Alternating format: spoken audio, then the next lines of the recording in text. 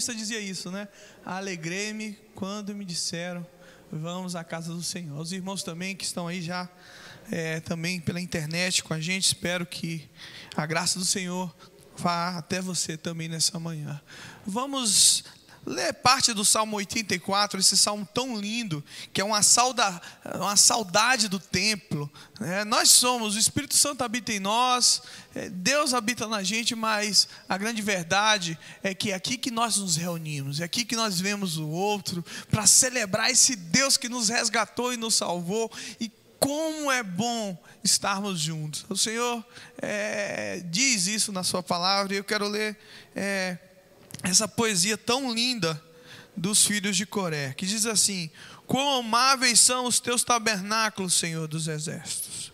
A minha alma suspira e desfalece pelos átrios do Senhor. O meu coração e a minha carne exultam pelo Deus vivo. O pardal encontrou casa e a andorinha ninho para si, onde acolhe os seus filhotes. E eu, os teus altares, Senhor dos exércitos, Rei meu e Deus meu. Bem-aventurados os que habitam em tua casa, louvam-te perpetuamente até aí. Amém. Feche seus olhos, vamos ter uma palavra de oração. Já convido o Ministério de Louvor a se posicionar enquanto a gente ora. Oh Deus, que promessa maravilhosa a tua palavra nos dá nessa manhã. Bem-aventurados são os que habitam na tua casa. Ah, Senhor, como é bom estar em ti.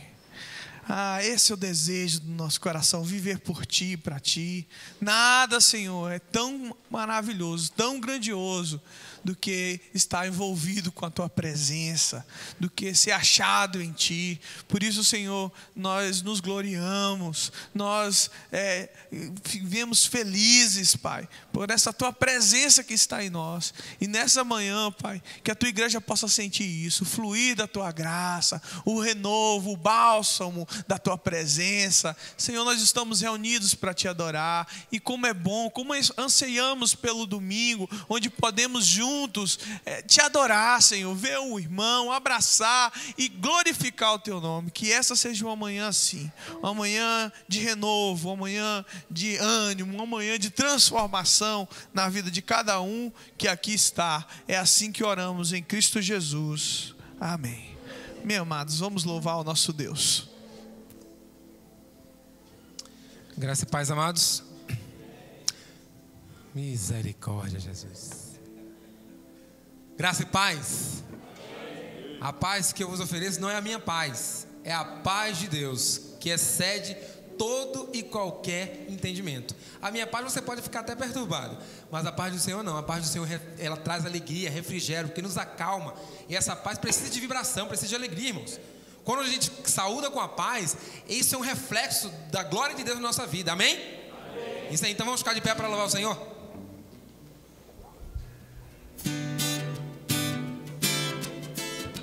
O Pai o coroou.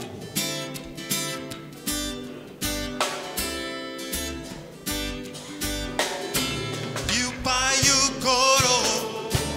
E o Pai o coroou. E o Pai o coroou. E o Pai. E o Pai o coroou. E o Pai o coroou. E o Pai o coroou. Rei de Israel, vinho e poder pertencem a Jesus. Louvores em Sião sejam dados a Ele. Seu trono está no céu, seus pés aqui na terra. Meu Pai o coroou, Rei de Israel. Meu Pai, e o Pai o coroou. E o Pai o coroou. E o Pai o coroou. Domínio. Domínio e poder pertencem a Jesus. Louvores em Sião sejam dados a Ele. Seu trono está no céu, seus pés aqui na terra. E o Pai o coroou, Rei de Israel. E o Pai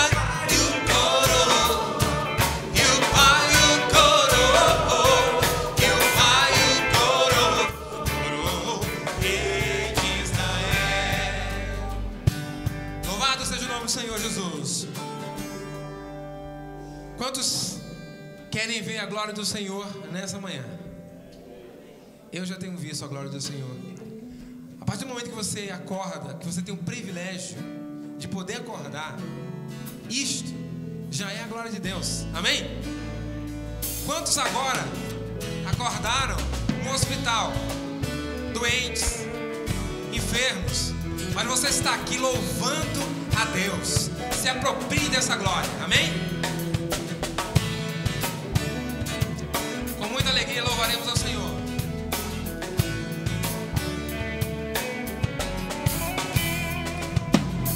Eu vejo a glória do Senhor hoje aqui, a sua mão, o seu poder sobre mim. Os céus abertos hoje eu vou contemplar, o amor descer neste lugar. Eu vejo a glória do Senhor hoje aqui, a sua mão, o seu poder sobre mim. Céus abertos hoje eu vou contemplar, o amor descer neste lugar. Quero ver. Quero ver agora o seu poder, a sua glória inundando meu ser. Vou levantar as mãos e vou receber, vou louvar o seu nome, porque eu sinto o Senhor me... Eu quero ver. Eu quero ver agora o seu poder, a sua glória inundando meu ser. Vou levantar as mãos e vou receber, vou louvando o seu nome, porque sinto o Senhor me tocar. Aleluia. Sinta o toque do Senhor nessa manhã, agindo em sua vida. Eu vejo a glória do Senhor hoje aqui, a sua mão, o seu poder sobre mim. Os céus abertos hoje eu vou contemplar, o amor descer neste lugar. Eu vejo a glória. Eu vejo a glória do Senhor hoje aqui, a sua mão, o seu poder sobre mim. Os céus abertos hoje eu vou contemplar, o amor descer neste lugar. Quero ver, eu quero ver agora o seu poder, a sua glória inundando meu ser. Vou levantar as mãos, vou receber, vou louvando o seu nome, porque eu sinto o Senhor me tocar. Eu quero ver agora o seu poder, a sua glória inundando meu ser. Vou levantar as mãos e vou receber, vou louvando o seu nome, porque sinto o Senhor. Vou louvando o seu nome, porque sinto o Senhor. Vou louvando o seu nome, porque sinto o Senhor me tocar. Aleluia. Glória seja dada ao nome do Senhor. Amém. Glória a Deus. Enquanto estivermos louvando agora, você tem a oportunidade de ofertar ao Senhor. Esse é o seu culto também. O seu culto racional. É o culto da razão. Às vezes as pessoas interpretam muito mal esse texto. Quando o apóstolo Paulo falava em culto racional, ele não queria dizer assim, você só está ali com a razão. Não. Ele queria dizer que você está ali no culto honestamente, verdadeiramente, prestando uma adoração sincera. Este é o culto racional. Quando você oferta a Deus, quando você dizima ao Senhor, você está devolvendo como gratidão aquilo que o Senhor tem dado para você, pelas muitas bênçãos que o Senhor tem dado. Irmãos, para mim, quando eu dizimo ao Senhor, quando eu oferto ao Senhor, minha alma enche de alegria. Sabe por quê? Porque há 6 anos eu dependo de Deus. 6 anos eu vivo na dispensação da graça de Deus. E até hoje, nunca me faltou nada. Sabe por quê? A Bíblia fala que um justo jamais foi desamparado, nem a sua descendência mendigou um pão. Aqueles que são fiéis a Deus, Deus é fiel com ele. Amém? Louve a Deus ao Senhor. Louve agora ao Senhor com seus hinos e ofertas também. Aleluia.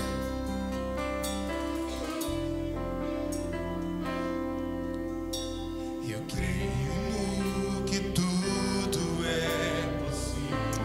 Aleluia. Tudo é possível no Senhor. Que nada é impossível. Oh, louvado seja, basta uma palavra, Senhor. Apenas uma palavra, Deus.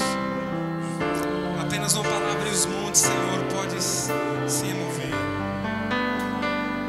Eu creio que tudo é possível. Creia tão somente nessa manhã que Deus está movendo o impossível na sua vida. Aleluias. Nada é impossível para ti. Basta uma palavra tua, os montes se moverão. Pois contigo saltarei muralhas e também destruirei exército. Hoje eu sou mais que vencedor. Hoje eu sou mais que vencedor. Aleluia. Você crê nessa manhã que tudo é possível para Deus? Você crê que Deus pode mover algo que está emperrado em sua vida? Algo que está precisando ser mexido no seu coração? Algo que está precisando ser mexido na sua casa? Algo que está precisando ser mexido nas suas finanças? Algo que precisa ser movido no seu relacionamento? Deus é o Deus do impossível. Aquilo que se torna impossível para o homem, para Deus é possível. Tudo é possível para Deus. Tudo é possível, eu creio. Eu tenho uma causa impossível para os meus olhos. E esses dias eu estava dizendo a Deus: olha, Deus, essa causa aos meus olhos é impossível. No mesmo instante, o Espírito Santo de Deus falou fortemente no meu coração e dizia assim: Samuel, eu sou possível na tua vida. Aleluia. Naquele mesmo dia, eu recebi uma mensagem da pessoa que proporcionou essa situação, dizendo que estava resolvendo. Eu simplesmente criei que Deus podia fazer o impossível na minha vida. E é isso que Deus quer que você faça, que você atinja o intangível, que você vá lá nos lugares obscuros, nos lugares mais altos que você acha que não consegue. Deus vai estar entrando neste lugar contigo. Amém? Aleluia. Eu creio. Eu creio que tudo é possível e que nada é impossível para ti. Passa uma palavra, Senhor. Basta uma palavra tua, os montes se moverão. Eu creio que tudo é possível e que nada é impossível para ti. Basta uma palavra tua, os montes se moverão. Pois contigo, aleluia, muralhas e também destruirei exército. Pois eu sou mais que vencedor. Pois contigo, aleluia, muralhas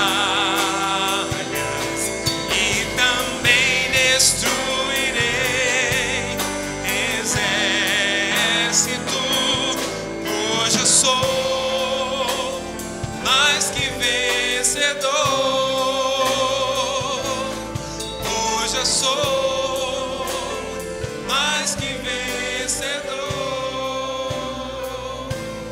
pois eu sou mais que vencedor.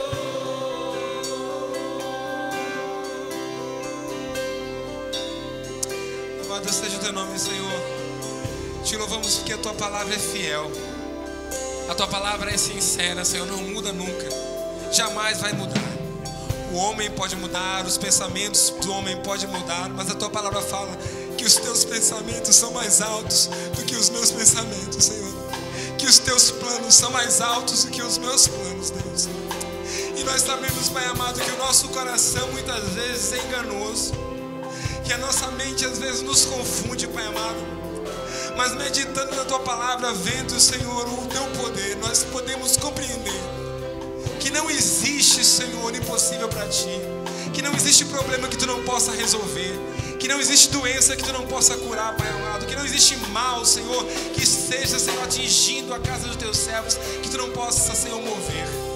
E é nisso que nós cremos, é nisso que nós, Senhor, cremos e pedimos, Senhor, a tua bênção sobre cada vida nessa manhã, sobre a vida do pastor que está lá ministrando sua palavra, sobre a vida de cada um aqui, daqueles que estão em casa também, Senhor, vendo pela internet, Pai. Derrama uma unção, Senhor, uma unção divina, uma unção de conquista, uma unção de renovo, Pai amado, uma unção de atingir, Senhor, o intangível, de atingir o impossível. É nisso que nós cremos, é por isso que nós te louvamos, te agradecemos, em o nome de Jesus. Amém. Amém. Deus abençoe.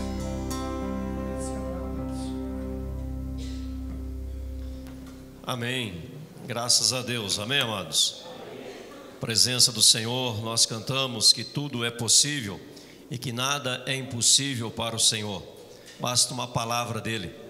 É o Deus do impossível, é o Deus das causas impossíveis, é o Deus que tem realizado grandes feitos e continuará realizando, porque Deus é fiel.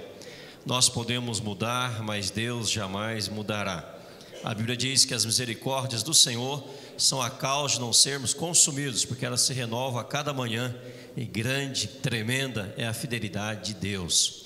Quero que você abra a sua Bíblia, por favor, lá em 1 Coríntios, capítulo de número 11. Nós vamos participar nessa manhã da Santa Ceia, celebração da mesa do Senhor, da Santa Ceia, neste culto pela manhã. Você, membro desta igreja, membro de outra igreja, em comunhão com Deus e com a igreja, pode participar da Santa Ceia nesta manhã. A mesa não é a mesa presbiteriana, ela é a mesa do Senhor Jesus Cristo. Em 1 Coríntios capítulo 11, nós temos aqui instrução quanto à celebração da ceia do Senhor. Eu vou ler do verso 17 até o verso 34. Acompanhe, por favor, em suas Bíblias, verso 17 até o verso 34 de 1 Coríntios capítulo de número 11.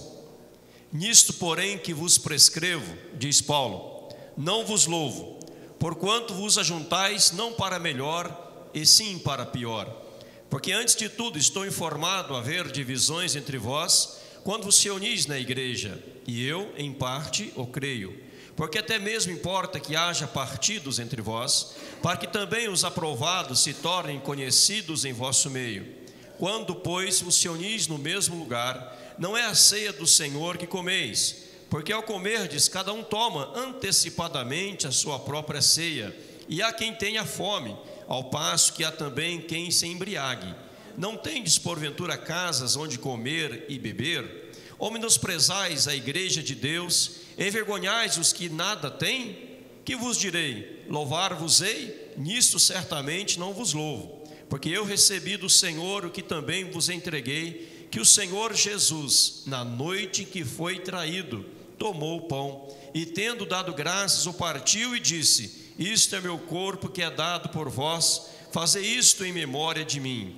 Por semelhante modo, depois de haver ceado, tomou também o cálice, dizendo: este cálice é a nova aliança no meu sangue, fazei isto todas as vezes que o beberdes em memória de mim. Porque todas as vezes que comerdes este pão e beberdes o cálice, anunciais a morte do Senhor até que ele venha. Por isso, aquele que comer o pão, beber o cálice do Senhor indignamente, será réu do corpo e do sangue do Senhor. Examine-se, pois, o homem a si mesmo, e assim coma do pão e beba do cálice. Pois quem come e bebe sem discernir o corpo, come e bebe juízo para si. Eis a razão, porque entre vós muitos fracos e doentes, não poucos que dormem.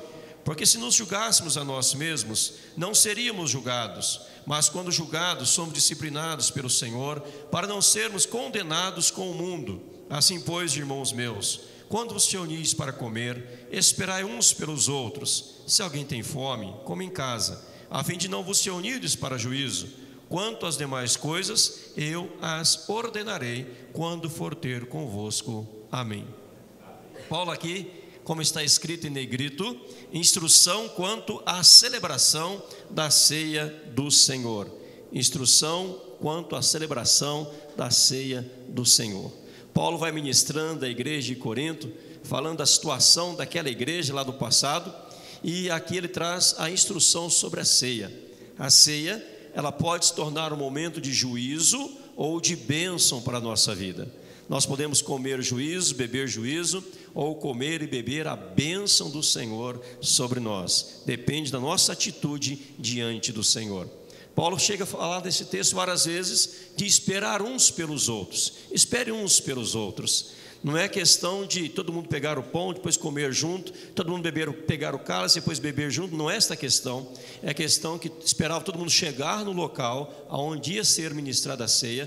Todos já estavam reunidos, aí ia servindo. Podia pegar, já comer, pegar, já beber, sem a necessidade de todos com o pão na mão, o cálice na mão, e juntos a uma só vez tomar. E Paulo aqui ele está trabalhando a questão da unidade da igreja.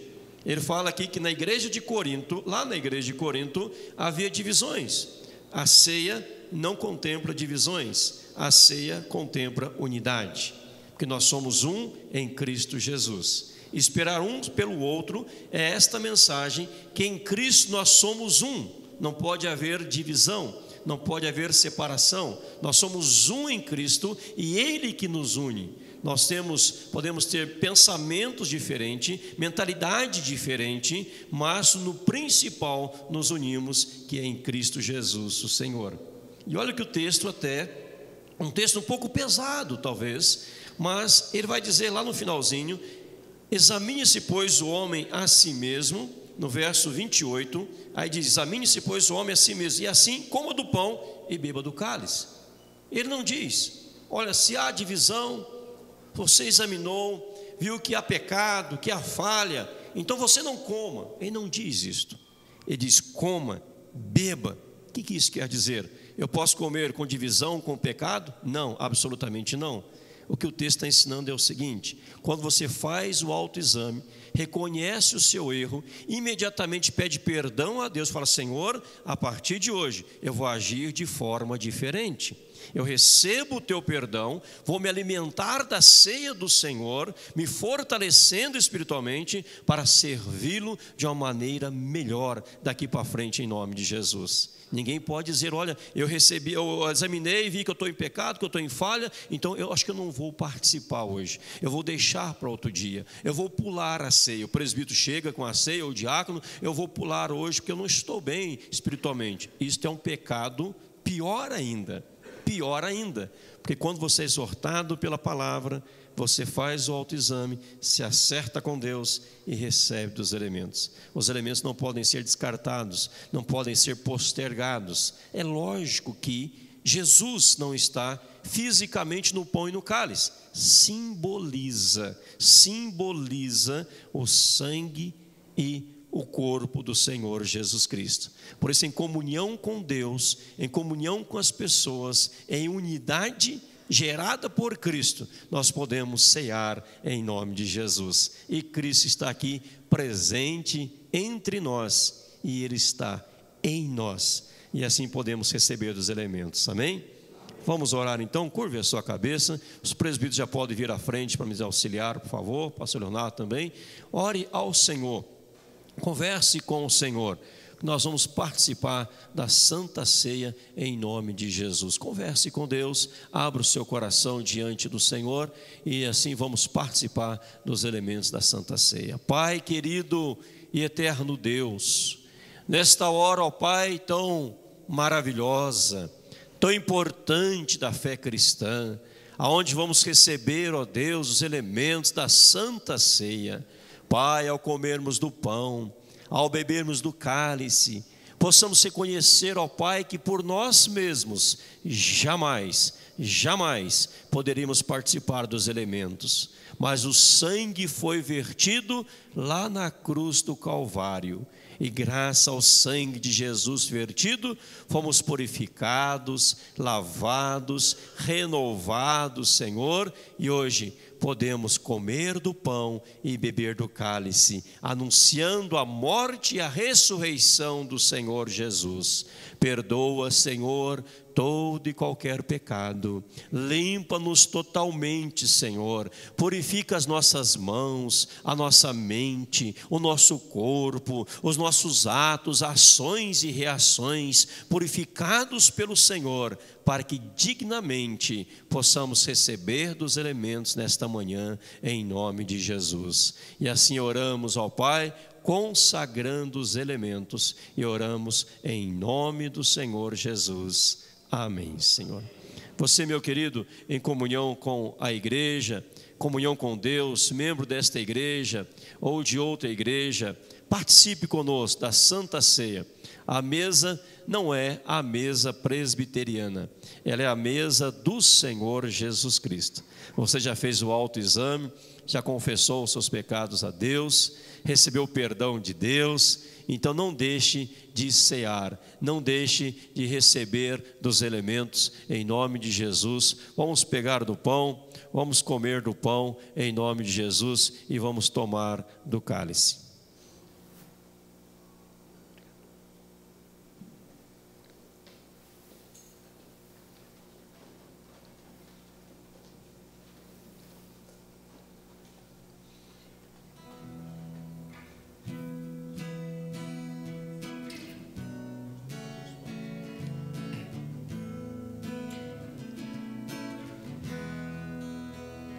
Na cegueira andei e perdido vaguei, longe, longe do meu Salvador.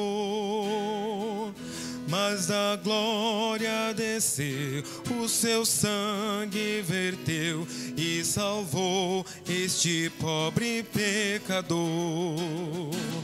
Foi na cruz que um dia eu vi meus pecados castigados em Jesus.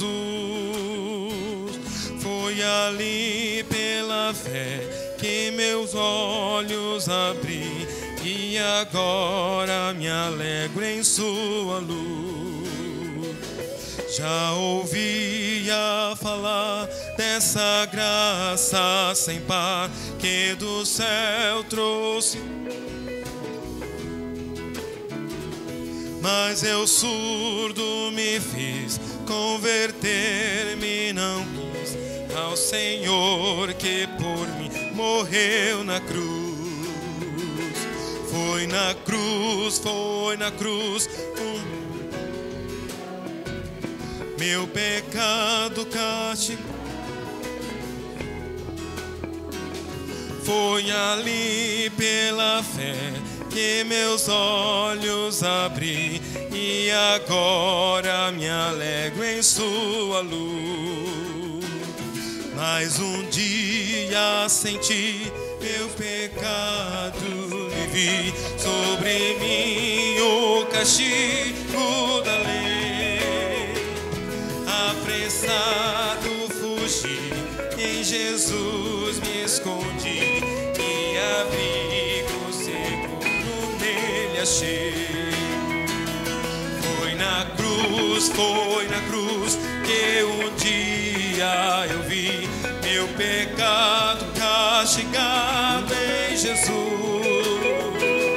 Foi ali pela fé que meus olhos abri e agora me alegro em sua luz. Foi na cruz que um dia eu vi meu pecado castigado em Jesus.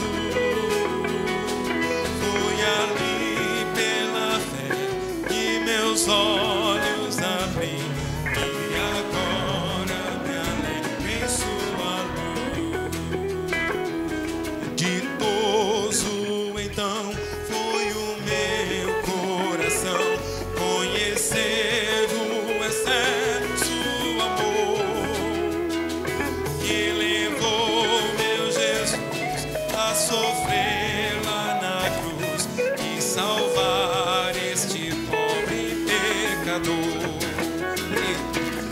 Foi na cruz que um dia eu vi meu pecado castigado em Jesus. Foi ali pela fé que meus olhos abri e agora me alegro em sua luz.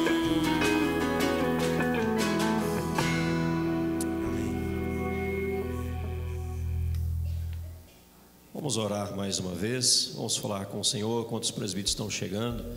Itamiro vai fazer uma oração ao Senhor neste momento. Senhor, te damos graças, Pai querido, por este momento tão especial na vida da tua igreja, Senhor, onde acabamos de participar da ceia, onde tomamos estes elementos que representam o teu sangue e o teu corpo, Senhor, que foi colocado na cruz, crucificado, ó Deus, por nossos pecados, o sangue que foi vertido naquela cruz e que nos purifica de todo o pecado. Ó Pai querido, que esta mensagem que chegou até nós, ó Deus, daquela cruz, ecoe por todos os tempos, para a glória do teu nome, transformando vidas, ó Deus, lavando corações, resgatando pecadores, Senhor, e que nós, quando recebemos e nos lembramos deste momento, Senhor, sejamos instrumentos nas tuas mãos para transmitir este teu amor e esta tua grandeza. Obrigado, meu Deus, por este momento. Abençoe cada coração que participou, ó Deus, deste momento. Em nome de Jesus. Amém. Sentar, meus amados. Amém? Alguns avisos à igreja antes do texto sagrado ser lido para a mensagem. Irmãos, nós estamos programando para o dia 16 de junho a saída para a Terra Santa, 16 de junho a 27 de junho, a viagem dos sonhos, Jordânia, Israel e Paris. Jordânia, Israel e Paris. Nós tivemos o lançamento quarta-feira aqui na igreja. Foi uma grande bênção, quase 17 irmãos já fecharam aí para viajar conosco para Jordânia, Israel e Paris. É a viagem dos sonhos, conhecer a Terra Santa. Os irmãos vão receber após o culto, quem quiser, estará sob uma mesa lá atrás, este folder, falando da viagem, por onde iremos passar, o que iremos conhecer. É uma viagem muito abençoada. Os irmãos que foram na nossa primeira caravana à Terra Santa ficaram maravilhados, voltaram falando que foi a melhor viagem que fizeram na vida. Então, se você quer viajar conosco, conhecer Jordânia, conhecer Israel, conhecer Paris, você é o nosso convidado para esta viagem. Aqui atrás há o valor da viagem, $4.400. Mas você que é aqui da igreja, que participe conosco aqui, me procure pessoalmente, que eu possa intervir aí, agir em seu favor, ser o seu intermediário com o dono da empresa, para que você possa ter um desconto especial, para que você aqui da igreja, que frequenta a igreja, um conhecido seu, tenha um desconto especial. Então aí, se você tem esse desejo, esse sonho, vale a pena conhecer a Terra Santa em nome de Jesus. Nós temos colocado no site a inscrição para a membresia da igreja e para curso de noivos. O curso de noivos começa sábado que vem. Hoje estamos sem o boletim, por isso estou dando os avisos aqui. Sábado que vem, às 14 horas aqui na igreja, o curso de noivos, às 14 horas. E aqueles que desejam tornar-se membros da igreja, sábado às 16 horas, às 4 horas da tarde. Vamos estar a tarde toda aqui ministrando. Então, às 2 horas, 14 horas, para os noivos e às 16 horas para aqueles que pretendem se tornar membros da igreja. Então, sábado próximo agora, às 14 para os noivos e às 16 horas para aqueles que querem se tornar membros da Igreja Presbiteriana Central de Cascavel. Alguém que nos visita hoje pela primeira vez? Se houver, levante a mão. Alguém pela primeira vez? Ai, meu amado, Deus abençoe, querido, em nome de Jesus. Lá atrás tem uma família linda, Deus abençoe. Família, o amado também, Deus abençoe muito. Em nome do Senhor, Deus, minha gratidão de coração aos amados que estão conosco nesta manhã. Bem-vindos à casa do Senhor, onde adoramos e celebramos a Deus, autor da nossa vida. Quero também parabenizar a Itamir e a Dalva, completaram bodas de marfim. É cedro, né? Não é marfim, é cedro.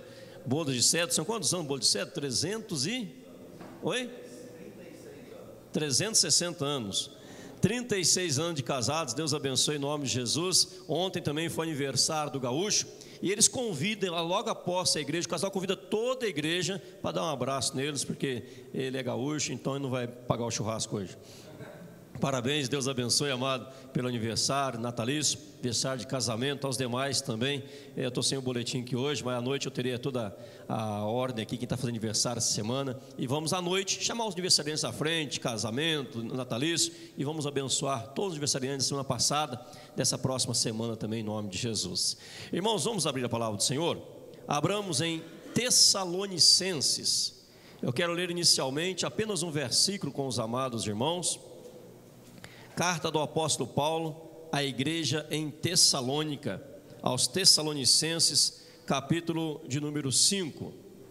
Tessalonicenses, capítulo de número 5. Abramos a Sagrada Escritura.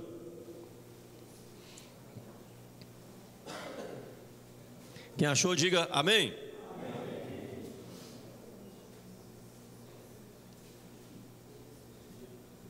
Verso 17. Talvez você saiba esse verso de cor. Leiamos juntos. Orai sem cessar. Mais uma vez. Orai sem cessar. Oremos. Pai, fala ao nosso coração. Instrua-nos, ó Deus, pela Tua palavra. Pai, somos carentes. Dependemos inteiramente do Senhor. Se o Senhor não se manifestar, se o Senhor não falar, se o Espírito Santo não atuar, Pai, nada adiantará tudo aqui, Senhor. Precisamos de Ti. Orienta-nos nesta manhã, em nome de Jesus. Amém. Irmãos, como eu tenho ministrado, falado desde o domingo passado, anunciado, na quarta também, hoje iríamos falar sobre oração. Vamos falar sobre oração. Paulo escrevendo aos Tessalonicenses, ele diz aqui: orai sem cessar. Vamos pensar sobre oração nesta manhã. Como está a sua vida de oração? Qual é a importância da oração para você, para a sua vida? Qual é a importância da oração na vida da igreja, na vida dos líderes, dos oficiais, dos casais, dos nossos filhos, dos netos, nossos netos ou tataranetos? Qual a importância da oração? Deixe-me primeiramente fazer algumas considerações preliminares nesta manhã. Apenas 3 considerações iniciais. Primeira, orar não é fácil. Orar não é fácil. Primeira consideração que eu quero fazer: se alguém falar que orar é fácil, talvez possa ser para alguns, mas para muitos orar é uma tarefa difícil. Concorda comigo ou não? É difícil, não é fácil. Eu não estou me referindo a fazer aquela oração na hora do alimento, a mesa está posta e você faz uma oração: Senhor, obrigado por este alimento, faça mal, faça bem, em nome de Jesus, amém. Não é aquela oração, obrigado por esse alimento que o Senhor nos dá, em nome de Jesus, amém. Não é a oração que você vai dormir, aquela oração ensaiada quando eu era adolescente, alguns aninhos atrás, poucos anos atrás, que orava, o pessoal ensinava a orar: com Deus me deito, com Deus me levanto, guarda-me o divino Espírito Santo, amém. Já ouviram essa oração? Eu, quando era criança, me ensinaram a orar desse jeito. E isso não é oração, isso é frase, isso é decoreba. Oração é falar a Deus o que está no coração. A minha definição de oração é esta: oração é falar a Deus aquilo que está no coração. Essa é a minha definição particular de oração: falar a Deus aquilo que está no coração. Não é um discurso. Certa feita eu ouvi alguém que foi chamado para orar, e eu fiquei com o olho aberto naquele dia, e ele colocou a mão no bolso, assim, no paletó, e tirou uma folha grande, e fez. no púlpito. Isso não é oração. Isso é algo que você escreve, guarde lembrança, uma oração que foi feita. Mas toda vez que você for chamar para orar, você pegar e ler de púlpito, aí não, né? Aí não. Orar não é fácil, não é fácil. Segunda consideração: nós negligenciamos muito a arte da oração.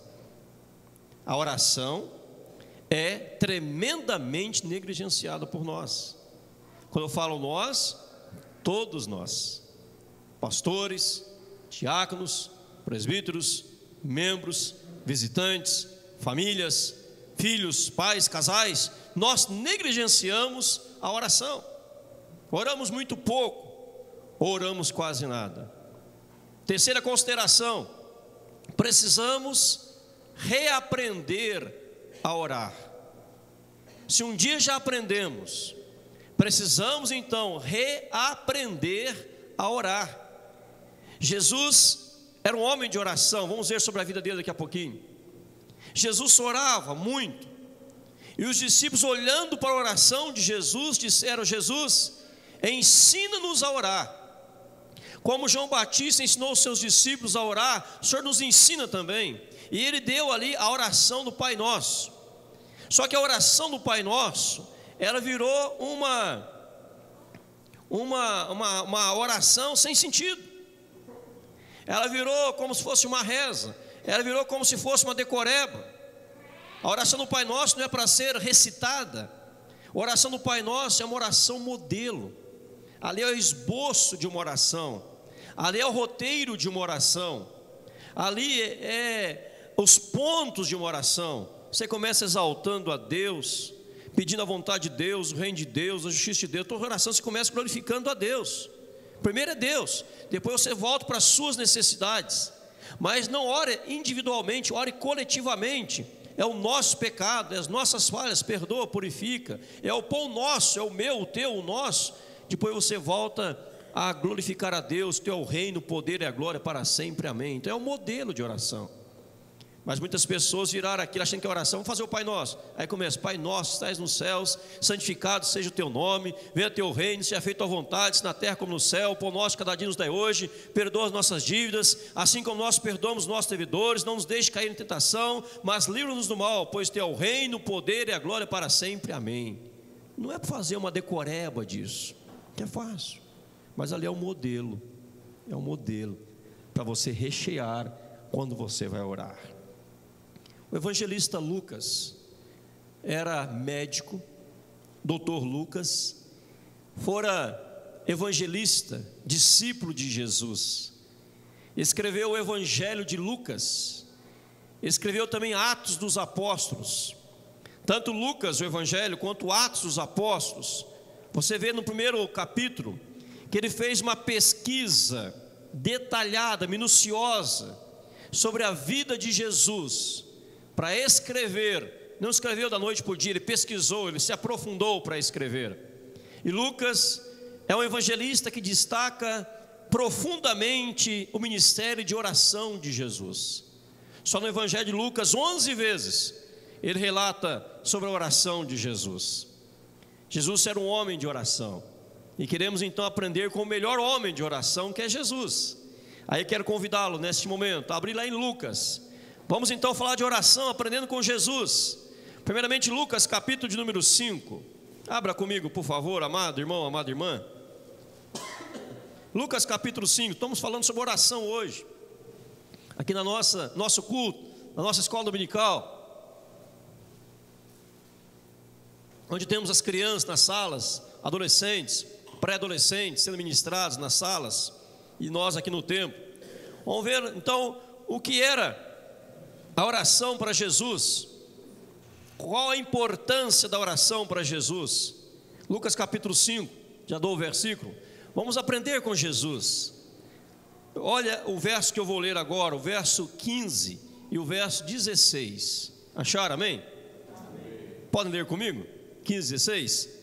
Porém, o que se dizia a seu respeito, cada vez mais se divulgava, e grandes multidões afluíam para ouvirem e serem curadas de suas enfermidades.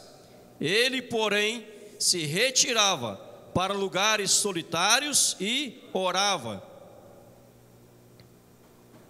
Irmãos, oração, aprendendo com Jesus, é uma questão de prioridade. A importância da oração é uma questão de prioridade. É em primeiro lugar. O texto parece estranho, não é verdade? Não parece estranho? Olha o verso de novo, 15. Diz o texto: uma multidão, grandes multidões, não era uma, não eram duas, não eram três, eram grandes multidões, iam a Jesus, para quê? Para o ouvirem, e para quê? Mais, para serem curados de suas enfermidades. Mas Jesus, no verso 16, se retirava para lugares solitários e orava. Não é estranho? Qual pregador não queria ter diante de si uma multidão ou grandes multidões? Certamente qualquer pregador contemporâneo iria dizer o seguinte: que oportunidade da minha vida, há uma multidão, há multidões diante de mim, e estas multidões querem ser curadas, querem ouvir a palavra de Deus. Que oportunidade da vida, então eu vou falar para essa multidão. Jesus não fez isso. Ele se retirou e foi orar. Que mais importante do que falar a multidões, mais importante do que falar a multidões, é falar a Deus Pai. Amém, igreja? Amém. Mais importante do que ministrar a uma multidão, é falar com o Pai, é falar com Deus. Jesus, ele não inverte as coisas, Jesus não muda as coisas. Ele fala: primeiro eu vou falar com o Pai, depois eu falo com a multidão. Isso me faz lembrar um pastor coreano, que o presidente da Coreia ligou para ele, e a secretária atendeu o telefone e disse: olha, o pastor não pode lhe atender agora porque ele está orando. E ele disse: mas aqui é o presidente da nação. Ela disse: mesmo sendo o presidente, ele não vai lhe atender agora, ele não atende o telefone neste momento. Passou-se um tempo, algumas horas e horas e horas, ele ligou novamente. Aí o pastor tinha orado, passou o telefone, atendeu. Ele disse: o senhor não sabe que é o presidente que está falando? E ele disse: eu estava falando com alguém mais importante do que o senhor e não podia interromper minha conversa. Agora eu posso falar com o senhor o que o senhor deseja. Pois não. Falando com alguém mais importante do que o senhor, está falando com Deus. Oração, nós temos que aprender isto. É uma questão de prioridade. Primeiro é a oração, depois a multidão. Deixa eu fazer aqui, olha o que eu vou dizer, uma pergunta para os amados. O que é mais importante, a palavra ou a oração? O que é mais importante, a palavra ou a oração? Nós aprendemos, você aprendeu, eu aprendi, na escola dominical, nos estudos, ou no catecúmenos, que mais importante é a palavra. Mas eu tenho chegado à conclusão que a palavra não é mais importante do que a oração. Atos capítulo 6, não fecha Lucas não, que eu vou voltar em Lucas, deixa marcado aí que eu já volto em Lucas. Mas lá em Atos capítulo 6, o versículo 4, quando é eleito diáconos, 6:4, Atos 6:4, eleição dos diáconos, diz assim: e quanto a nós, nos consagraremos à oração e ao ministério da palavra. Então, meu amado, Atos 6:4 eu aprendo que a oração é mais importante do que a palavra. Não que a palavra seja algo secundário, não que a palavra seja algo desnecessário, jamais, não estou dizendo isso. Mas a palavra sem oração não passa de emoção. A palavra sem oração não tem poder, não tem unção, não tem direção, não tem direcionamento, não tem a graça de Deus sendo derramada. Talvez você queira, nós desejemos profundamente converter pessoas com palavra, olha, a palavra, mas se nós não orarmos, a palavra não tem poder. Não vamos entendendo, amém? Então a oração é mais importante do que a palavra. Só que a palavra não é descartada. Após orar, ministra a palavra de Deus. Mas se ministrar a palavra de Deus sem oração, vira um discurso, vira uma oratória. Qualquer profissional, qualquer acadêmico pode fazer. Então a oração na vida de Jesus tinha prioridade. A oração na vida de Jesus estava em primeiro lugar. Mas sabe, amados, qual é o problema nosso? Como disse um grande pastor, que nós usamos a oração como guarda-chuva e não como o pulsar do coração. Alguém definiu assim. Quando que você usa o guarda-chuva? Alguém trouxe guarda-chuva hoje na igreja? Ninguém trouxe? Por quê? Não está chovendo. Não está chovendo. Usamos a oração muitas como guarda-chuva, somente na hora da necessidade. O pulsar do coração é constante. O pulsar do coração é direto. Se o coração parar de pulsar, você morre. Já era. Adeus. Não é verdade? Mas para nós muitas vezes a oração é o guarda-chuva. Eu só uso guarda-chuva quando eu preciso. E quando está chovendo, eu nem sei onde ele está. Você perguntar para você, onde está o seu guarda-chuva? Eu falo, não sei. Quantas vezes está chovendo, você pega guarda-chuva? Não sei se aconteceu isso com você. Você vai numa loja, no comércio, em algum lugar, e a chuva passou. Aí você saiu, não está chovendo mais. Você vai embora. Aí você fala, onde que eu deixei o guarda-chuva? Você esquece o guarda-chuva. Não faça da oração um guarda-chuva na sua vida. Faça da oração algo principal na sua vida. Foi perguntado ao pastor coreano, por que vocês na Coreia oram de madrugada? É cultural na vida de vocês? É algo cultural? Ele disse, não, nós oramos de madrugada porque Deus está em primeiro lugar. Olha a resposta do pastor coreano. Não é cultural, é porque Deus está em primeiro lugar. A igreja tem que reaprender a orar. Voltem lá em Lucas capítulo 5.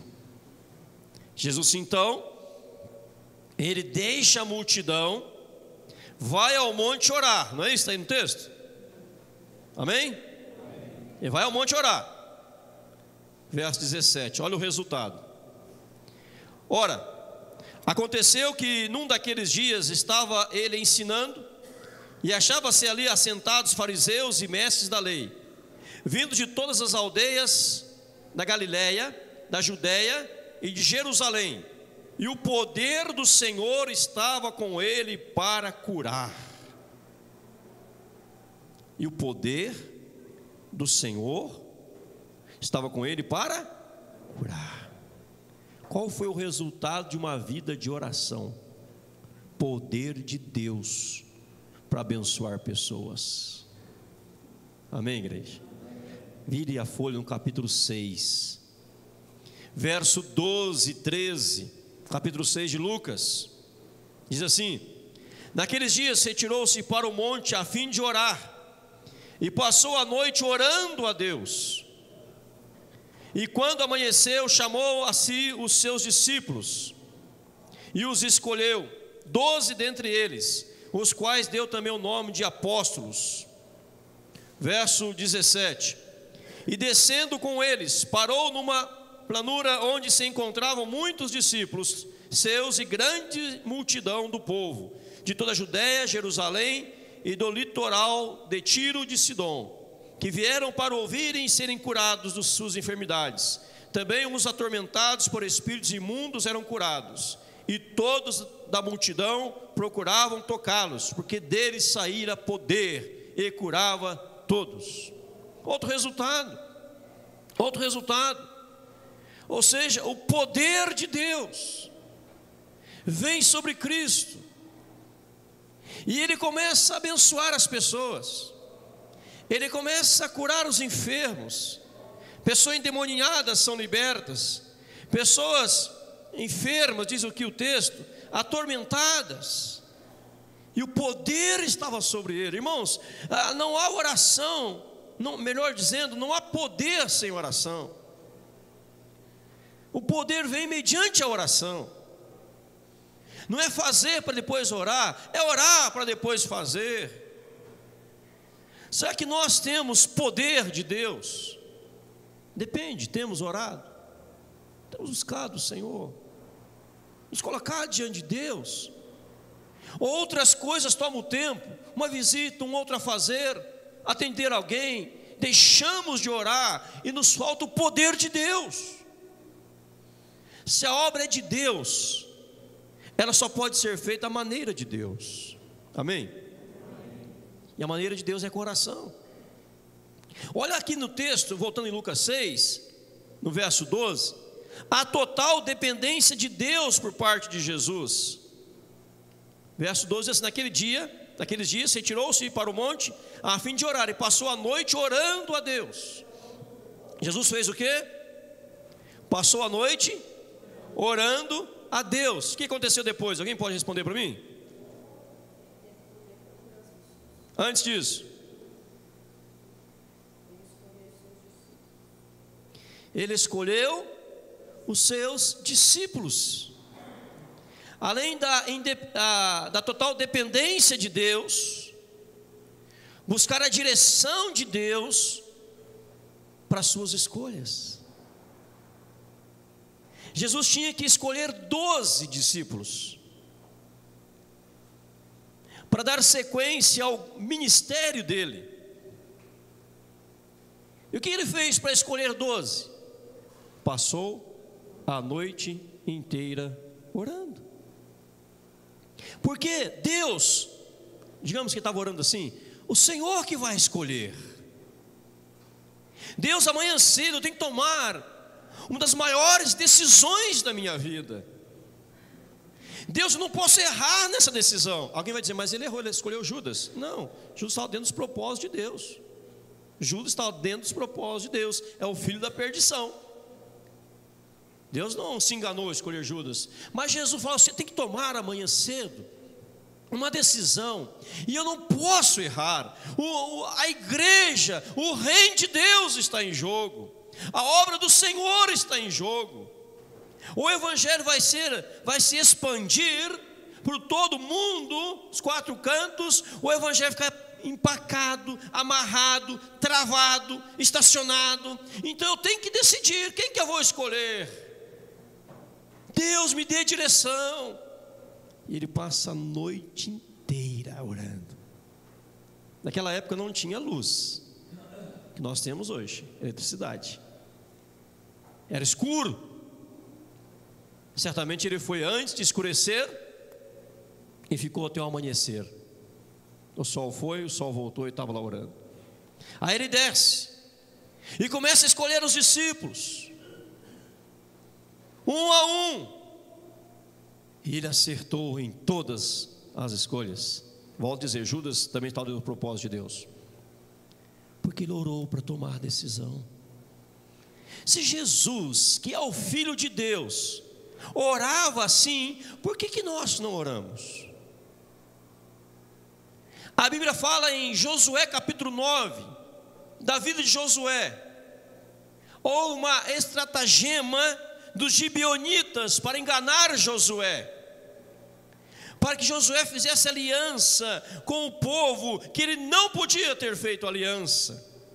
E os gibeonitas tornaram-se uma maldição na vida de Josué, do povo de Israel. Mas a Bíblia diz em Josué capítulo 9, versículo 14, que Josué foi enganado, porque ele não buscou o conselho do Senhor Deus.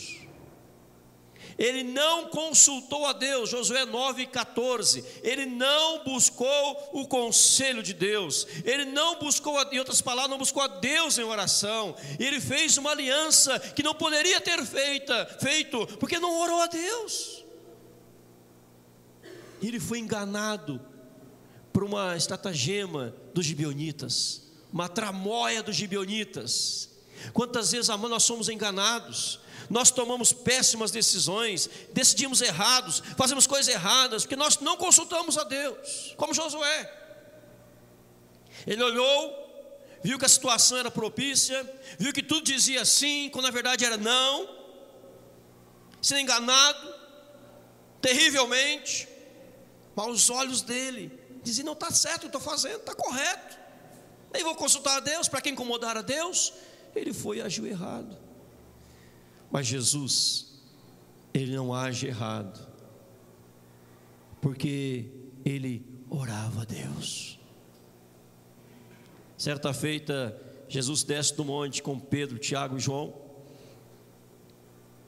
e os discípulos estavam lá embaixo atormentados, porque não conseguiram expulsar um demônio de um jovem, e falaram: Jesus, por que nós não podemos expulsar esse demônio? E ele disse: esta casta não sai senão através de oração e jejum.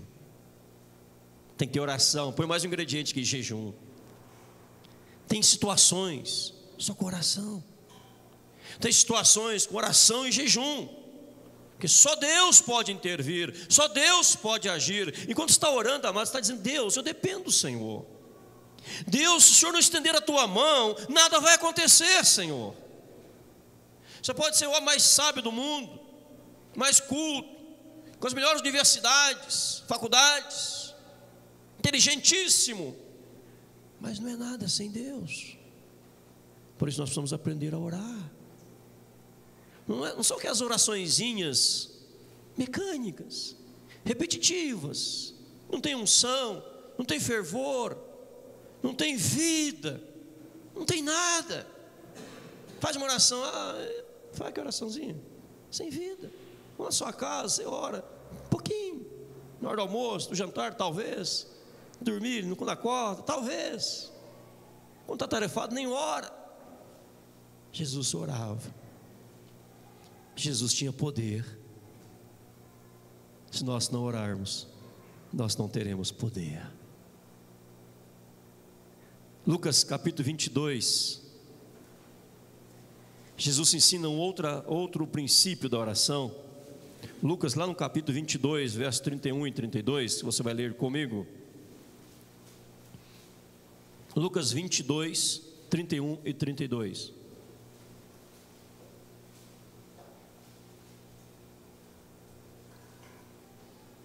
Amém? Versos 31 e 32, leiam comigo, por favor.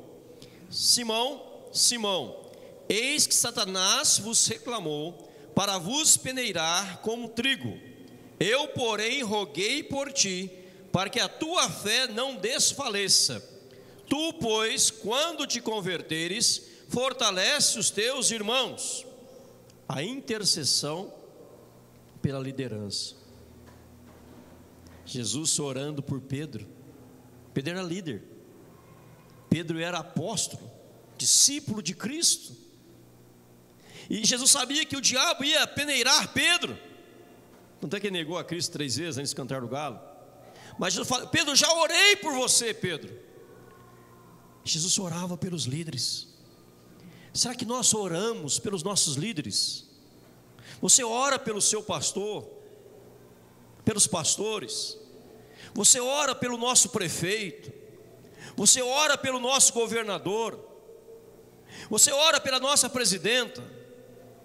Você ora pelos senadores, deputados federais, estaduais, pelos vereadores.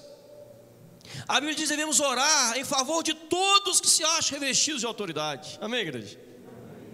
Oramos por eles. Eu não estou perguntando se você fala mal deles, isso todo mundo faz. Nós temos que orar por eles. Como eu disse na quarta-feira, ninguém pode, como uma pessoa de pés para trás. O que é uma pessoa de pés para trás? É alguém ajoelhado, os pés estão para trás. Nem o diabo pode. Mas seus pés estão para baixo, daí? Mas os pés para trás, é joelho no chão, pé para trás, orando, prostrado diante do Senhor. Jesus orava pelas autoridades. Senhor, eu estou orando por Pedro. Pedro vai te negar, Senhor. Pedro vai me negar, Senhor, 3 vezes, mas eu oro por ele, para o Senhor o transforme num grande homem de Deus. Você ora pelas pessoas. Você intercede pelo seu pastor, pelos demais pastores da igreja, pelos presbíteros da igreja, pelos diáconos da igreja, pelos ministérios da igreja, pelas células da igreja. Você intercede. O Senhor abençoa, o Senhor derrama a graça, derrama unção. Deus derrama o fervor do Senhor, em nome de Jesus. Abra Lucas ainda 22, 39, 46. Eu vou ler, acompanha aí, 39 a 46. E saindo foi como de costume para o Monte das Oliveiras, como de costume. Nós vamos conhecer esse monte lá em Israel. E os discípulos o acompanharam. Chegando ao lugar escolhido, Jesus lhe disse: orai para que não entreis em tentação. Ele, por sua vez, se afastou cerca de um tiro de pedra, de joelhos orava, dizendo: Pai, se queres, passe de mim este cálice. Contudo, não se faça a minha vontade, sim a tua. Então o verso 42 está bom. Oração também de entrega incondicional. Deus, eu estou orando ao Senhor aqui, tem uma obra tão difícil, tão complicada, mas não faça a minha vontade, mas a tua. A oração, você se entrega totalmente ao Senhor, é a morte do eu e o nascer do Senhor. Convém que Ele cresça, que eu diminua, amém, igreja? Deus, olha, faça a tua vontade. Pai, se possível for, passa de mim este cálice, Senhor. Se possível for, passa o cálice, mas não faça a minha, faça a tua vontade, Senhor, porque eu estou disposto a fazer a tua vontade.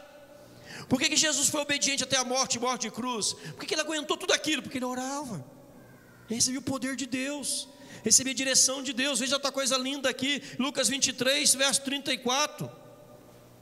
23, verso 34. Contudo, Jesus dizia: Pai, perdoa-lhes, porque não sabem o que fazem. Então, repartindo as vestes dele, lançaram sortes. Verso 42. E acrescentou Jesus: Jesus, lembra-te de mim quando vieres o teu reino. 43. Jesus lhe respondeu: em verdade te digo que hoje estarás comigo no paraíso. Oração, chave para a salvação. Oração, chave para a salvação, canal para a salvação. Jesus está aqui no monte, ali crucificado, já ele orava: Pai, perdoa-lhes, porque eles não sabem o que fazem, Pai. Depois o ladrão, um dos ex-ladrões que se converteu, ele se converteu a Cristo. Um dos ladrões se converteu, agora é ex-ladrão. Se você não ora pelas pessoas, não espere ganhar almas para Cristo. Se nós, líderes de células, não oramos pelos nossos liderados, pessoas que vamos chamar, não pagamos o preço da oração, do joelho no chão, os pés para trás, não esperemos pessoas nas nossas células, nos nossos cultos, de quarta, de domingo de manhã, de domingo à noite, de sexta-feira a célula dos adolescentes, de segunda-feira a célula dos jovens, no sábado trabalho com os jovens aqui na igreja. Se nós não colocamos o joelho no chão, não podemos esperar ganhar almas para Jesus. A oração é a chave para a salvação de pessoas. A igreja estava entendendo isto, a igreja estava compreendendo isso, a igreja passa a orar. Leiam comigo lá em Marcos 14, 37. Fazer duas comparações, Marcos 14, 37.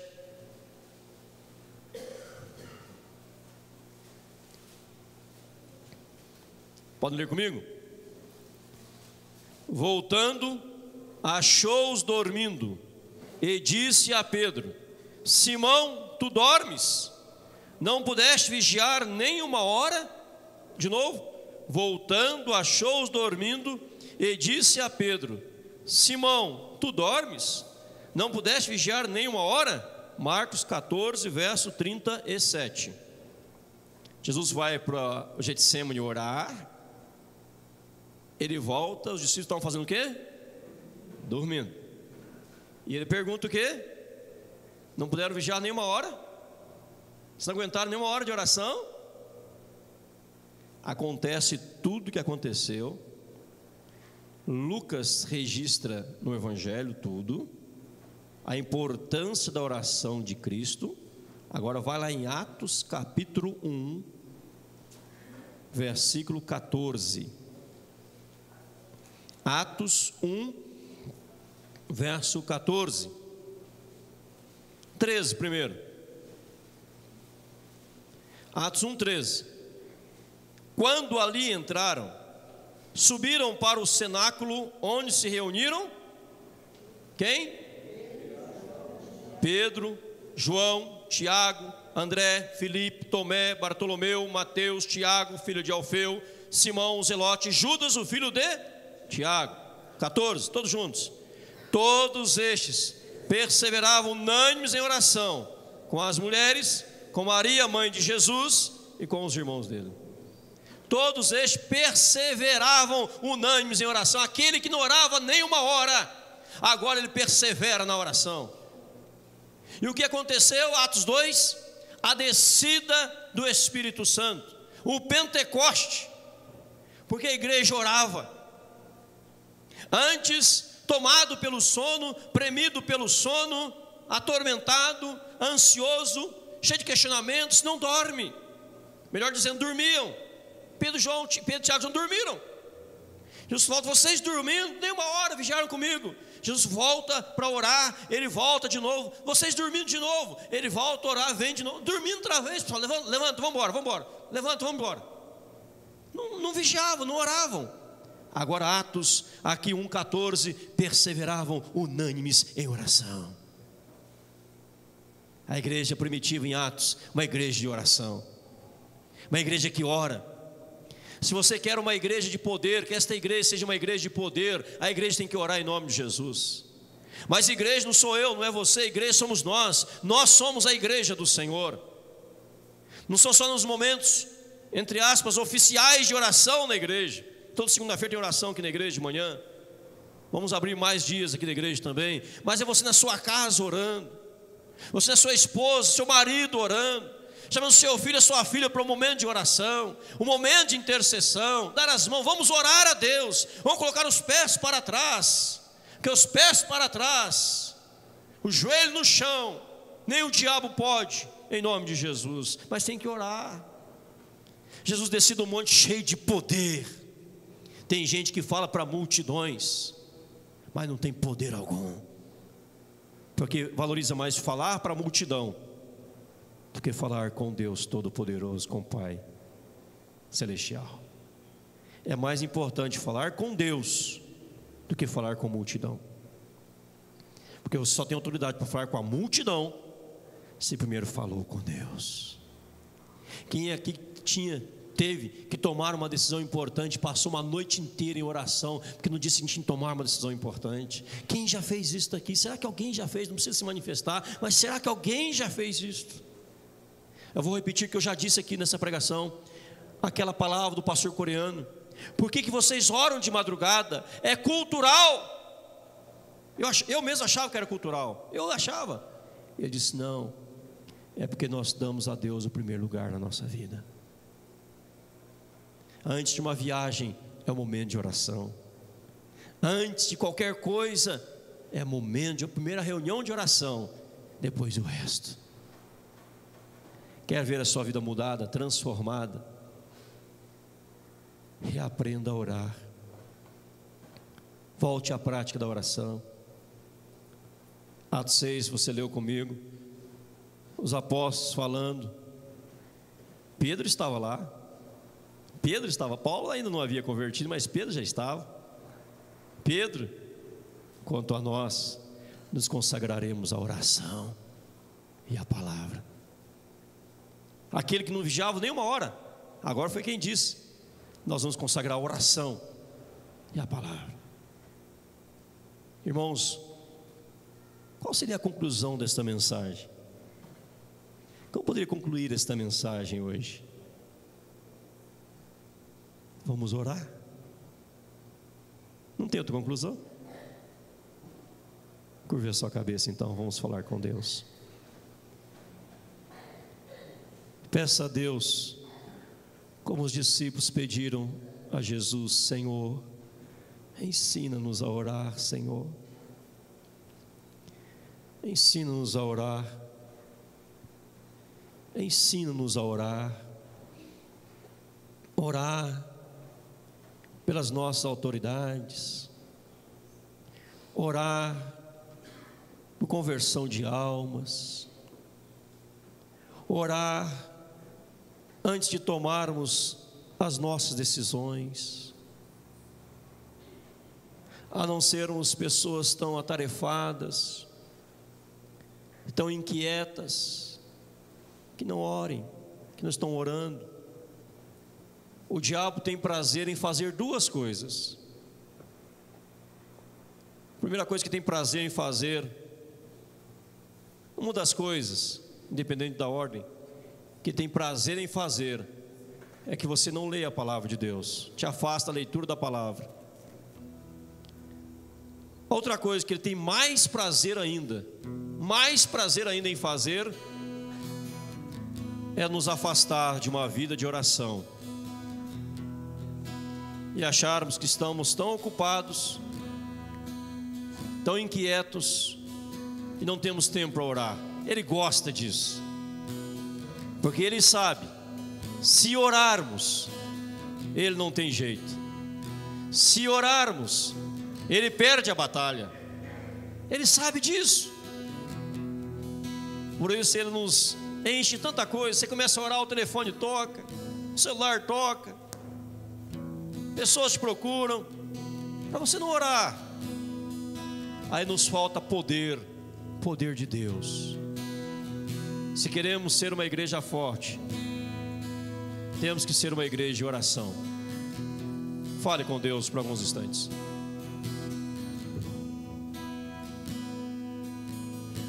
Eu creio no poder dos joelhos que se dobram. Eu creio no poder. Você pode ficar em pé, quem quiser, para cantar. Eu creio no poder das mãos que se levantam. Eu creio no poder da oração. Aleluia. Vou levar meus problemas para Deus, entregar meus problemas para Deus, abençoar minha família, minha casa, meus irmãos, pois eu creio no poder da oração.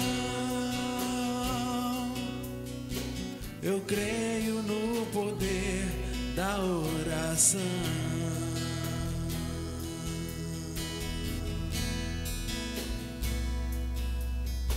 Eu creio no poder da brasa viva no altar, incenso misturado à oração. Quando o anjo oferecer, a trombeta vai tocar. Deus vai mover o céu, a terra e o mar. Vou levar meus problemas pra Deus. Entregar meus problemas pra Deus. Abençoar minha família, minha casa, meus irmãos. Eu creio no poder da oração.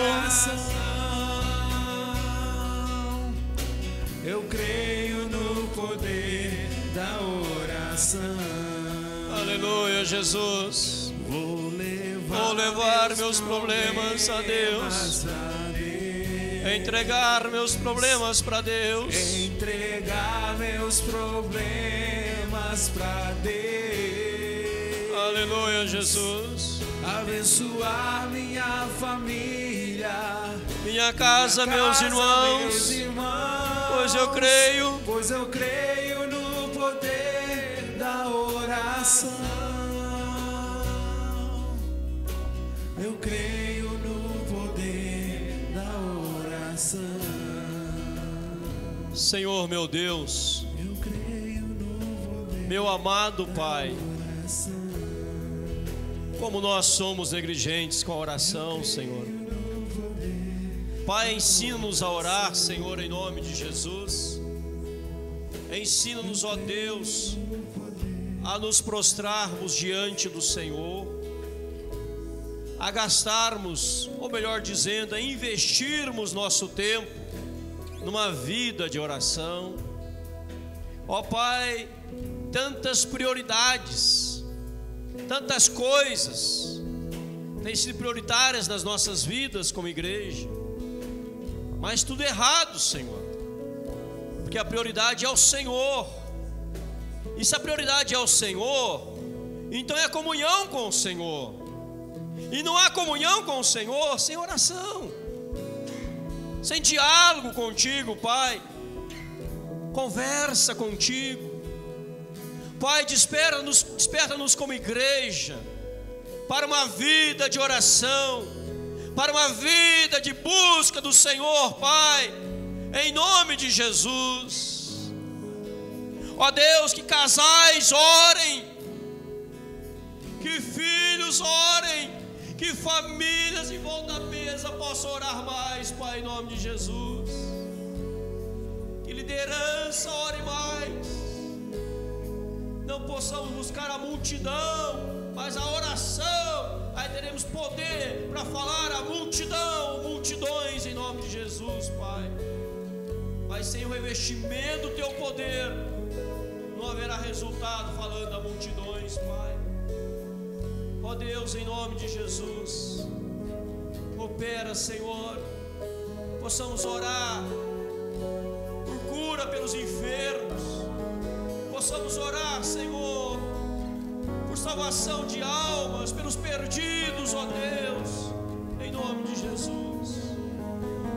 Possamos orar pelos nossos governantes, pelo nosso prefeito Edgar Bueno. Abençoe, ó Deus, em nome de Jesus.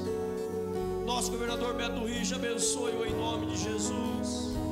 Presidenta Dilma, Senhor, abençoe em nome de Jesus, Pai.